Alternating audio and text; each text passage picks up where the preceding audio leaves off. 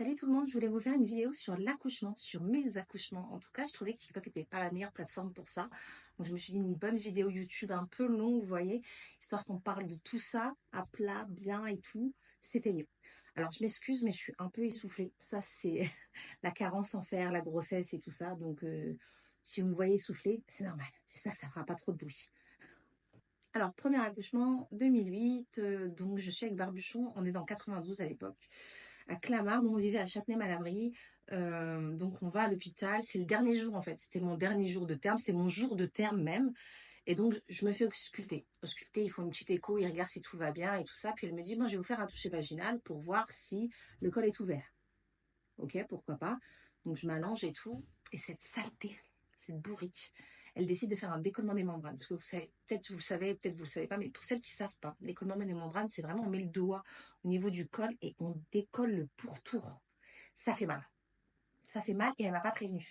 Et quand elle le fait et je commence à dire aïe, aïe, aïe, elle me dit bougez surtout pas, hein, parce que c'est dangereux. Donc là, tu te crispes. Après, je me mets à saigner. Enfin, c'est une horreur. C'est douloureux. Et ça lance tout de suite les contractions, mais très légères au début. Très légère. Je me dis, bon, ça doit être à cause du toucher vaginal. Juste après, elle me dit, bon, bah, à mon avis, demain, vous allez accoucher. D'accord. On rentre. Enfin, non, on va à McDo. Je vomis à McDo. Enfin, bref, l'horreur.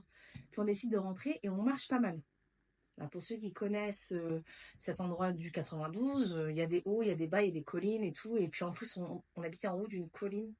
Donc c'était vraiment la galère totale. On a beaucoup marché. Quand je rentre, les contractions elles sont quand même assez fortes. Je commence à ne plus pouvoir les cacher. Donc Barbuche me dit ça va et tout. Je dis bah j'ai des contractions, mais je vais prendre un bain, je vais voir si ça se calme. Je prends un bain, ça ne se calme pas. Je prends un space-fond dans le bain, je refais couler de l'eau et tout pendant au moins 1 heure et demie, un truc comme ça. Ça se calme pas. Donc je l'appelle et je lui dis bon Barbuche, je pense là je suis en train d'accoucher. À l'époque on n'avait pas de voiture donc alors on appelle quelqu'un qui est taxi qu'on connaissait, quelqu'un de la cité, qui avait un Vito, je crois. Mais moi, je crois que c'était un Vito ou un Viano, voilà. Donc, il a dit, bah, je fais ma course et j'arrive. Donc, il fait la course qu'il a à faire. Il arrive, il est quand même tard, il était 21h30, 22h.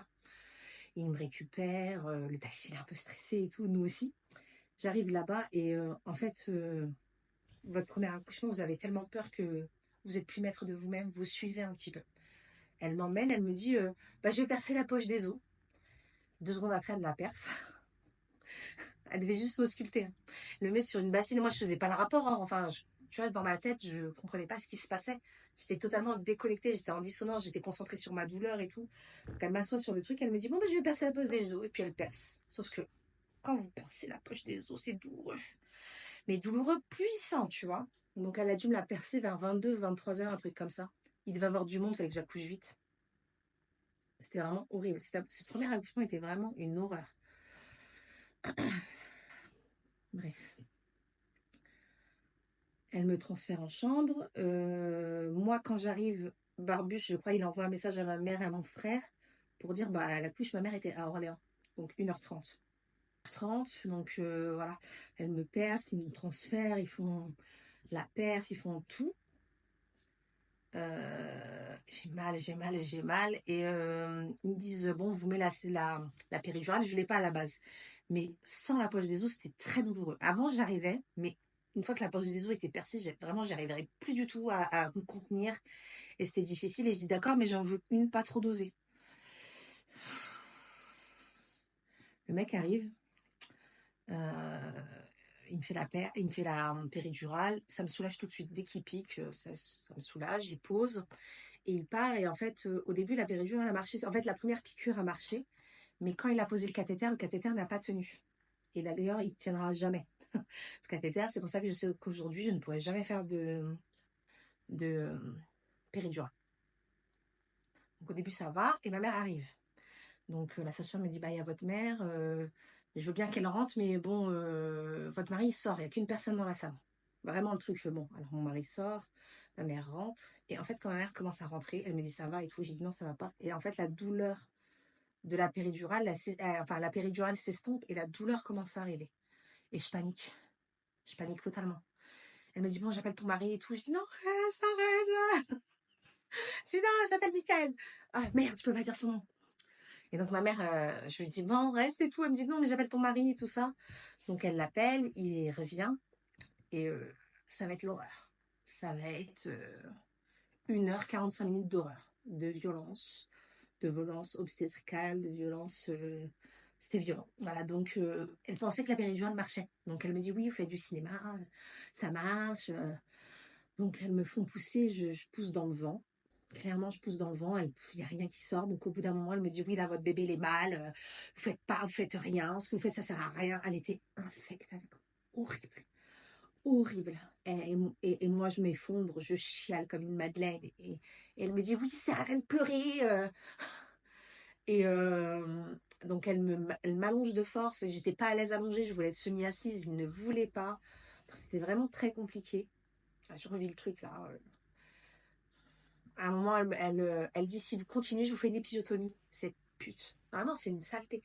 Elle me dit si vous continuez, je vous fais une épisiotomie. Je dis non, je veux pas d'épisiotomie. Et là, 3 secondes plus tard, elle fait un coupe quoi. Sauf que je sens tout. Je sens, je me lève et ça fera une épisiotomie totalement loupée. J'aurai plus de 50 points de suture. Je vous laisse imaginer la douleur du bordel.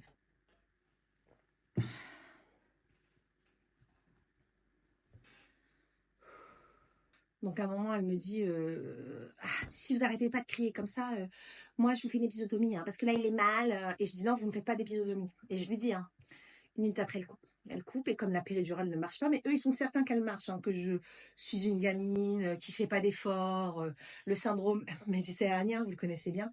Donc elle coupe, je hurle de douleur, puis après elles se mettent à deux sur moi et les bras et ça appuie et je pleure et je dis laissez-moi.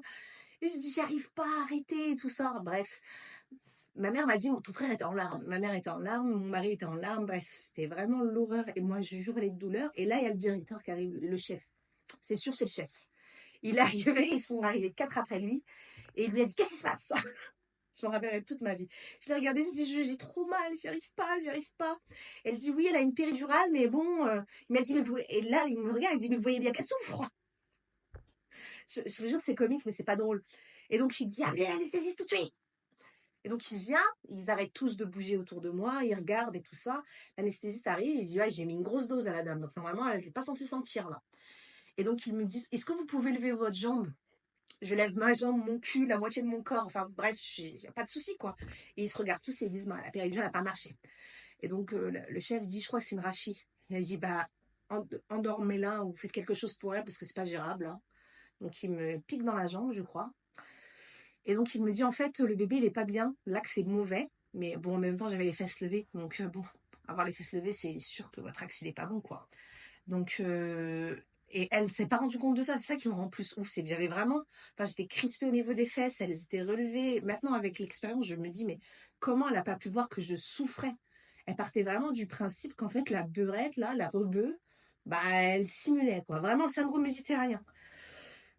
45 minutes horribles, hein. Quand il est arrivé, il m'a ce mec-là m'a sauvée, je vous jure, ça a été si douloureux pour moi. Donc il a pris une ventouse, il l'a mis dans l'axe, j'ai poussé 2 fois et en fait c'était bon. Le bébé est sorti, il me l'a posé et donc après il m'a recousu, c'est là où j'ai su qu'il y avait plein de points de suture. C'était horrible. Je l'ai super mal vécu, hein. J'ai super mal vécu toute cette violence. Et encore, je suis gentille, je ne vous raconte pas tout. Mais vraiment, elles ont été insultantes, méprisantes. Ça soupirait quand je pleurais de douleur. Enfin, voilà. C'était horrible. C'était horrible. Et je me rendrai compte plus tard que l'épisiotomie était loupée, qu'il y a eu des problèmes et tout. Ils m'ont rien dit, hein. La seule chose qu'on m'a dit, c'est maman, vous êtes contente, moi, le bébé, il va bien? Non, je suis pas contente. J'ai mis 4 ans à retomber enceinte. Non, je suis pas contente, frère. Je suis pas contente du tout, du tout, du tout, du tout. Pas du tout.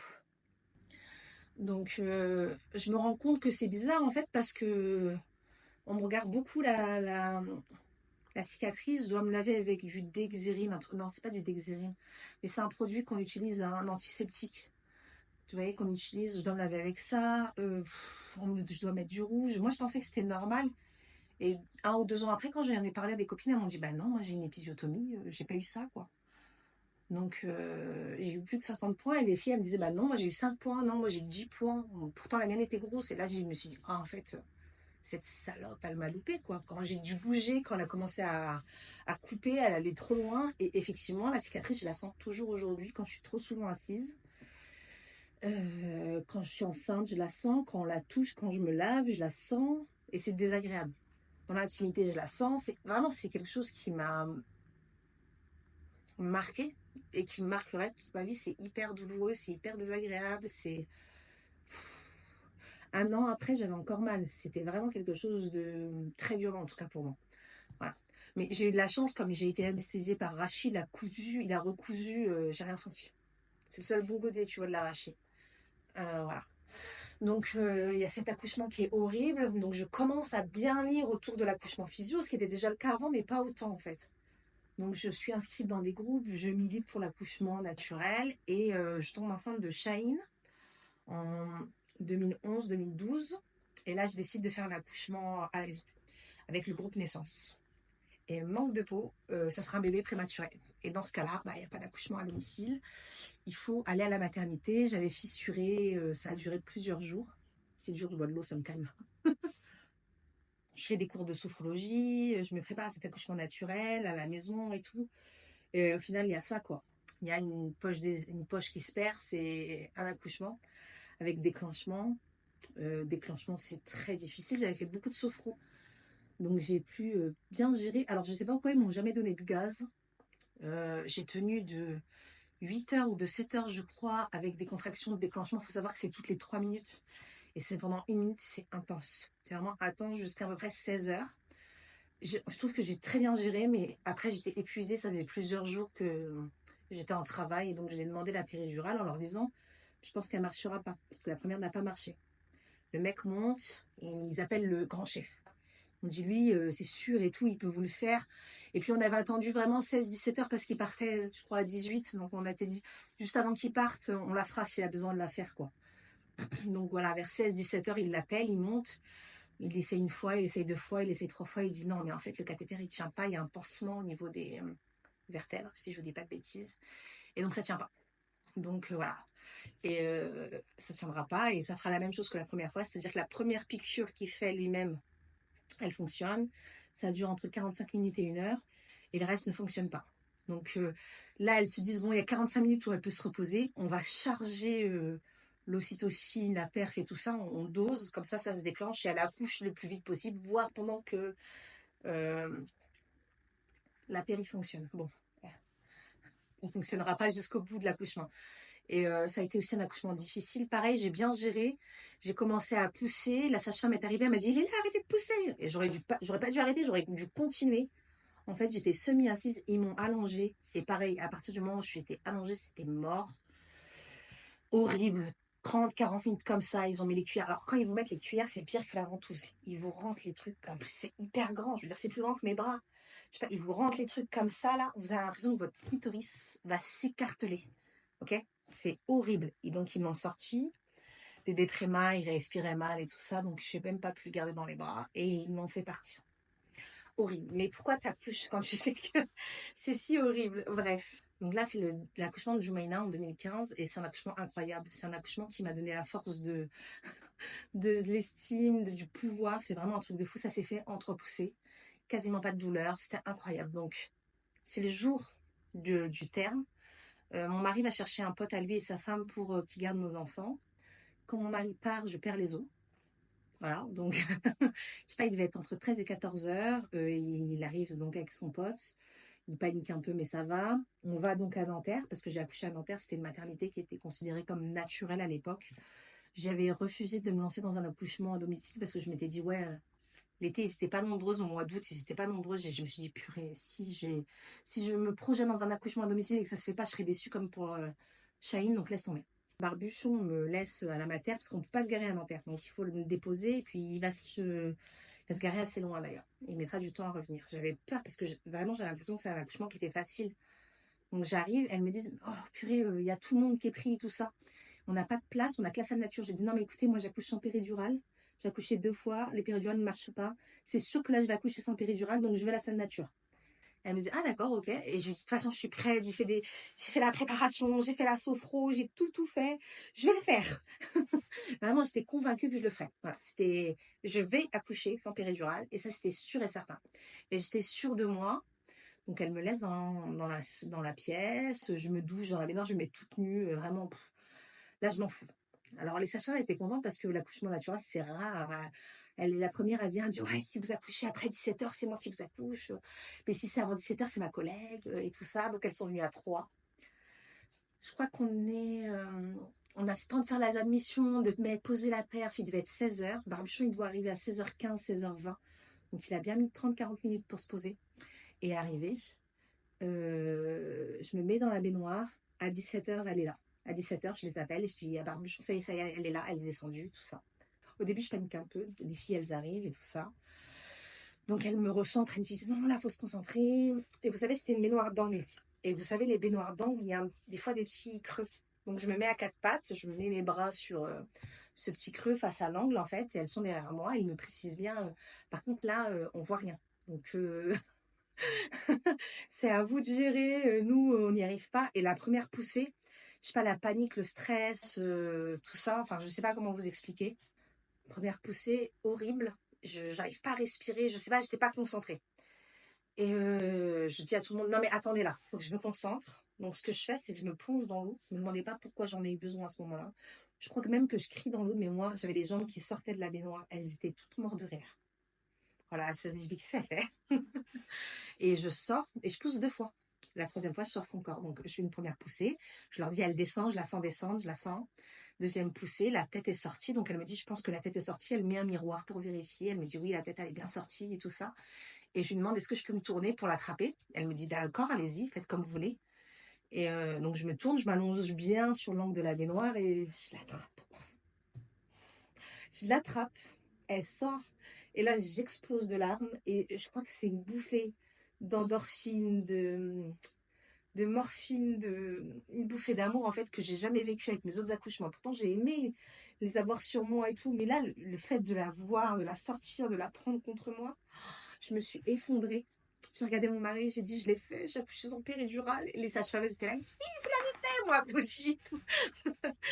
Et moi, je m'effondre en larmes. Et je dis, putain, je l'ai fait, j'ai accouché sans péri, je l'ai fait toute seule et tout. Ça allait super vite. Franchement, j'ai pas eu tant de douleur que ça. Et je prends ma fille, je la mets contre moi, elle me met plein de couettes. Enfin, non, pas des couettes, excusez-moi. Elle, elle me met plein de serviettes et tout ça. Elle me met un petit truc sur elle et tout. Et, euh, et donc, je regarde mon mari, je lui dis, ouais, on en fait un autre. Tout de suite, hein. Je lui dis, on en fait un autre. Pourtant, je vomis. Et je vomis beaucoup. Mais vraiment, la vague d'amour que vous avez quand vous n'avez pas de péri, pas d'ocytocine, vous avez une force et une puissance, c'était incroyable. Moi, j'ai jamais vécu de moment aussi beau que celui-là. Isma aussi, d'ailleurs. Mais vraiment, c'était puissant. Et ça annule toute la douleur, hein. Tout ce que vous avez juste avant, c'est annulé par cette puissance et cet amour que vous... Mais vraiment, c'est comme un shoot de drogue. Vraiment, je pense que c'est comparable. Ah, je ne me suis jamais droguée. Mais j'imagine parce que c'est euphorisant. C'est vraiment euphorisant. Faut savoir que, hélas, elle avait fait caca dans ma poche. Quand je perdais les os, il y avait un peu de méconium. Donc, elle m'avait dit quand elle sort, il faudra qu'on la nettoie. Donc, après, elles l'ont prise pour lui aspirer un peu. Elle avait un peu de glaire et tout ça dans sa bouche, dans ses poumons. Donc, elles sont allées un peu s'occuper d'elle. Et puis, je suis sortie. Et ça a été un accouchement incroyable. Je m'en souviens encore. Et vraiment, tout le monde, j'arrêtais pas de leur dire, ah, je l'ai fait. Tu sais, j'ai pas dit, oh, merci de m'avoir aidé à accoucher. Oh, merci. Je disais, oh, je l'ai fait. Vous vous rendez compte, mais pendant au moins 2-3 heures, hein, j'étais comme ça, je l'ai fait, j'ai accouché, je l'ai fait, c'était trop bien. Oh, je l'ai fait. Vraiment ridicule. Je me suis effondrée dans les bras de Barbuchon. Je pleurais. J'arrêtais pas de pleurer, mais de joie et de bonheur, parce que vraiment, c'était un accomplissement. Au bout de 2 fois, on m'avait volé mes accouchements. Cette fois-ci, j'avais accouché par moi-même. Et c'était incroyable. Isman, c'était 2 ans plus tard, en 2017. Là, on est à Saint-Jean-d'Angély, dans le 17. Donc, je fais toutes les maternités. Aucun ne fait d'accouchement dans la baignoire. Moi, je veux un accouchement en baignoire. Ça s'est bien passé dans la baignoire. Je veux mon accouchement dans la baignoire. Il y a même un chef de service, je crois que c'est Cognac ou Rochefort, qui me dit, mais il va se noyer, le bébé. Il est dans l'eau, dans le ventre, mais bon, il va se noyer. Non mais vraiment. Puis je trouve une sage-femme qui fait des accouchements en plateau technique. Très loin, hein, plus de 2 heures de la maison, mais je dis tant pis, j'y vais. Et je lui parle de mes accouchements et elle me dit je suis d'accord pour le faire. Voilà. La maternité, ils n'étaient pas trop OK pour le faire. Mais bon, elle était OK. De toute façon, comme elle m'a dit, je ferme la porte. Je ferme la porte quand ils ne peuvent pas rentrer. Donc ils ne sauront pas. Donc le premier, alors j'arrive à mercredi, c'est le dernier rendez-vous avant le rendez-vous de terme. Donc je crois que je suis à quelques jours du terme. Elle m'ausculte, je suis à deux doigts, mais elle me dit oui, bon, pour une femme qui a eu déjà des enfants, ça me choque pas. Mais ça fait pas de travail. Mais par contre, j'étais épuisée. Donc je lui dis, est-ce qu'il y a moyen qu'on me décolle un peu les membranes? Elle me dit oui, bah si vous voulez, on peut faire ça, ça peut vous aider à lancer le travail. Donc elle me fait ça, et puis j'ai des contractions de mercredi jusqu'à samedi. Mais le travail ne se lance pas. À chaque fois, ça s'arrête. À l'époque, je ne le savais pas, mais en fait, elle était coincée dans mon ventre. Elle avait plusieurs fois le cordon autour du bras et du cou. Donc en fait, elle ne pouvait pas descendre, elle ne pouvait pas appuyer. Donc c'était du faux travail, entre guillemets. Ça ne travaillait pas le col. C'était un peu horrible quand même, c'était douloureux. J'ai beaucoup contracté et j'étais épuisée à la fin. Donc je l'appelle samedi en disant, ça se lance pas, mais je suis fatiguée, je suis épuisée. J'ai des contractions, j'ai perdu le bouchon de queue plusieurs fois. Donc je pense que là, je l'ai totalement perdu, mais ça se lance pas. Elle me dit, je suis à Bordeaux. Je rentre samedi soir, je passe vous voir et on regarde. Elle passe, elle me dit, vous êtes à 4. On m'a dit, qu'est-ce qu'on fait? Et je lui dis, on va directement à la mater parce que je suis épuisée. Je suis épuisée, il faudra qu'on lance le travail comme on peut. Donc tout de suite, on va à la mater, c'est à presque 2 heures, donc je sais pas, il devait être 20 heures. Temps de se préparer, d'y aller. En plus, elle avait un peu d'avance, donc voilà. Comme ça, elle pouvait préparer la salle et tout. Donc on se donne rendez-vous là-bas, j'arrive à 22 heures. Elle me pose la perf, elle me pose tout, elle fait tous les papiers et tout ça. Donc on essaye de lancer le travail, on fait du ballon et tout. Puis vers 1 heure, 2 heures, le travail il devient très difficile, très douloureux. Très très douloureux. Je le comparais à Shaheen et au déclenchement. Très très douloureux. J'arrivais pas à tenir debout, j'arrivais pas à tenir allongée, j'arrêtais pas de... J'ai vomi. D'ailleurs, j'ai vomi à tous mes accouchements, je vais vous le préciser. J'ai toujours vomi pendant les accouchements, mais là c'était violent. 5 ou 6 fois ou même plus, je vomissais alors que j'avais pas mangé et tout, c'était assez violent. Je comprenais pas ce qui se passe, je comprenais pas pourquoi elle descendait pas. Et au bout d'un moment, j'étais épuisée. Puis vers 4-5 heures du matin, en fait, je lui disais, j'en peux plus, j'y arrive plus, j'en peux plus. Je suis épuisée, j'y arrive pas, ça descend pas. Elle me dit, bon, on va essayer quelque chose que j'ai vu, mais que j'ai jamais fait. Ah bon? Donc, elle me fait mettre à 4 pattes, elle me fait rentrer les genoux, elle me fait sortir les pieds. Et en fait, il y a une ouverture dans le dos, dans le bassin, et elle appuie fort au niveau de l'ouverture. Et ça a suffi à la faire descendre. Et elle est descendue une fois, 2 fois, c'était extrêmement douloureux. Mais pareil, j'ai eu la même dose d'amour que pour Jomaina, mais j'étais épuisée par contre, j'étais vraiment épuisée. Donc elle sort, et en fait elle a le cordon autour du bras, et donc elle me dit attendez, elle bouge le cordon et tout, puis je me retourne et je la récupère. Et c'était un très bel accouchement aussi. Mais cette fois j'ai été moins surprise de moi-même. Je savais que j'y arriverais. Vous voyez ce que je veux dire? Bon, à la fin, j'étais quand même en train de dire ouvrez-moi le ventre, faites-moi une petite césarienne, j'en peux plus. Elle veut pas sortir. Comment c'est possible? Vraiment, j'en pouvais plus. C'était horrible. Et là, ce qui était cool, c'est que quand j'ai sorti ma fille et je l'ai mise contre moi, je lui ai dit, mais elle peut garder le cordon? Et elle me dit oui. Il n'y a pas de souci. Donc, ce qu'elle a fait, c'est qu'elle a porté le bébé. Barbuchon me portait moi pour que je marche le moins possible, en fait. Et je suis allée sur le lit, puis je me suis allongée avec mon bébé et le placenta était encore relié. Il y avait le cordon, il y avait tout, il n'était même pas sorti. Je l'ai pu la mettre au sein. Le placenta est sorti, je crois, 2 heures après ou 1 heure et demie après. Bref, le placenta je l'ai. Je lui ai demandé est-ce que je peux le récupérer et tout ça. Elle m'a dit oui. Et en fait, j'ai vécu la même bouffée d'amour, mais j'étais tellement fatiguée, je me suis limite endormie. La même bouffée d'amour et l'apaisement. Ça aussi, avec Jomaina, j'avais senti un apaisement qui était incroyable. Vraiment, c'était super. J'étais fracassée, j'avais plus de voix. J'avais plein de... Je crois qu'on dit pétéchis. Vous savez, des petites traces rouges partout autour du visage parce que j'avais poussé comme une malade. C'était vraiment horrible. Et en plus, quand j'en ai parlé à une amie, elle m'a dit, mais je savais, mais je n'osais pas te le dire. J'ai dit, comment ça? Elle m'a dit, bah ouais, tu m'as dit que tu travaillais depuis mercredi. Tu m'as dit que ça descendait pas. Elle m'a dit, je savais qu'elle était coincée, mais j'ai pas osé te le dire parce que c'est douloureux, les bébés coincés. J'ai dit, bah t'aurais dû. Comme ça, je me serais préparée mentalement et psychologiquement à ça. Voilà. C'était difficile. Ça a été dur, par exemple, et violent, mais je l'ai moins vécu mal que Shamseddine et Shine, par exemple. Pourtant, c'était extrêmement douloureux aussi. Et il y a eu cette vague aussi d'amour, comme pour Jumeirah, où voilà, ça y arrive, cette endorphine, cette bouffée. Voilà. Donc là, c'est compliqué hein, pour ce cinquième accouchement, parce que c'est un accouchement où je vais accoucher ou en niveau 3 ou en privé, je ne sais pas encore. J'hésite, je sais pas, j'hésite, j'y pense, je réfléchis. Et, euh, et ma stratégie, ça va être de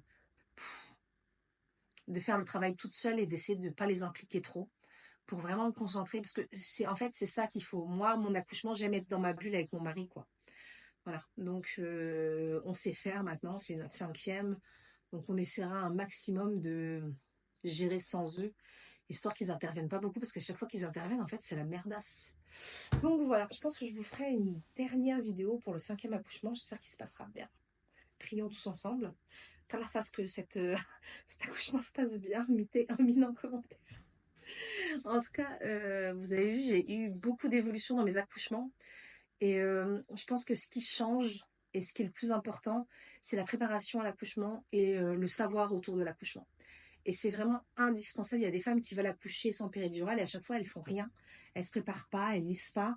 Je pense que c'est vous envoyer au casse-pipe. Moi, je vous encourage à lire un maximum autour de ces sujets-là. Parce que comme ça, quand on vous dit quelque chose, vous pouvez choisir en étant totalement libre et conscient de ce que tous ces choix vont impliquer. Par exemple, si je savais que euh, me perforer la poche des os pour mon premier, c'était douloureux, bah, j'aurais refusé. Peut-être que j'aurais accouché sans péridurale et puis peut-être que j'aurais pu être semi-assise et puis peut-être, tu vois. Bon, avec des peut-être, on refait le monde, mais vous comprenez? Le but, là, c'est vraiment d'être un maximum renseigné. Voilà, j'espère que cette première vidéo vous aura plu. J'essaierai d'en sortir une fois par semaine autour de tout ce qui est bébé, grossesse, maternité, PME et tout ça au fur et à mesure pour partager un peu mon XP. Il faut que je règle cette chaise qui grinçote. Voilà, salut tout le monde.